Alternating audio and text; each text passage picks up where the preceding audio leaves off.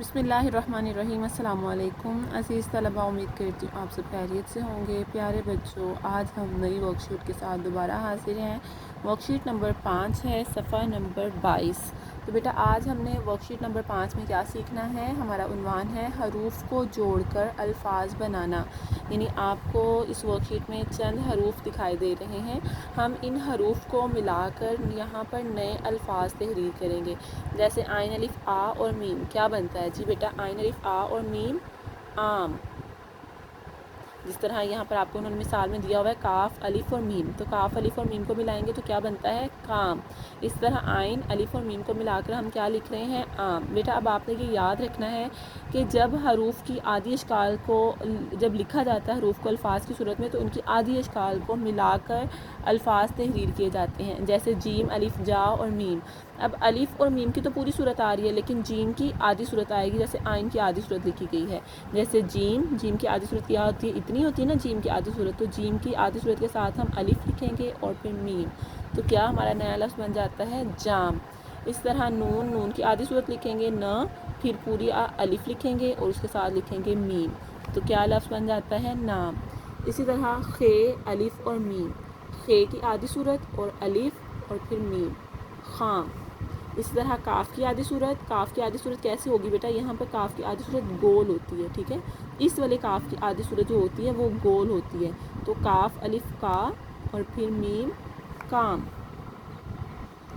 इसी तरह हमारे पास दूसरी तरफ अल्फाज हैं पे अलिफ पा और नून, तो यहाँ पर हम कैसे लिखेंगे पे की आधी सूरत अलिफ और नून पान।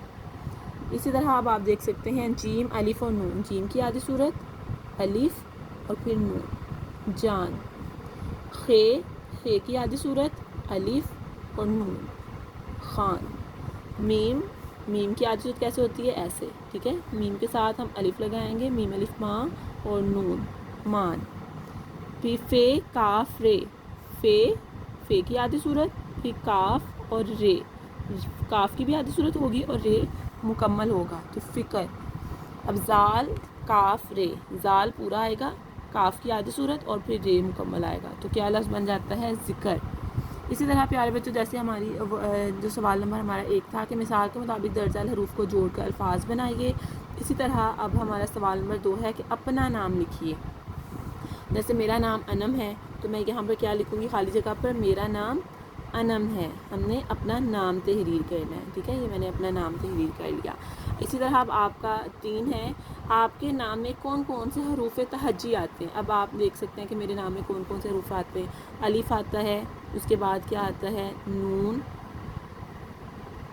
फिर आइन, इसके बाद मीम, ठीक है बेटा। ये अब मेरे हरूफ के यानी कि मेरे नाम के हरूफ हैं, तो इन हरूफ की आधी अशकाल को इस्तेमाल करके हम जब तहरीर करते हैं तो ये इस तरह मेरा नाम तहरीर किया जाता है। तो प्यारे बच्चों, अब आपका घर का काम यही है कि आपने वर्कशीट नंबर 5 सफ़ा नंबर 22 पर मौजूद हरूफ को जोड़कर अल्फाज तहरीर करने हैं। जैसे हमने यहाँ पर इन हरूफ को जोड़कर अल्फाज तहरीर किए। इसी तरह फिर आपने सवाल नंबर 2 में अपना नाम तहरीर करना है और फिर अपने नाम के हरूफ तहरीर करने हैं। उम्मीद करती हूँ आपको अच्छी तरह से समझ आ चुकी होगी। अब आप अच्छे तरीके से काम करके और उसकी खूबसूरत सी तस्वीर बनाकर अपने ग्रुप में शेयर करें। अपना ख्याल रखिए। अल्लाह हाफ़िज़।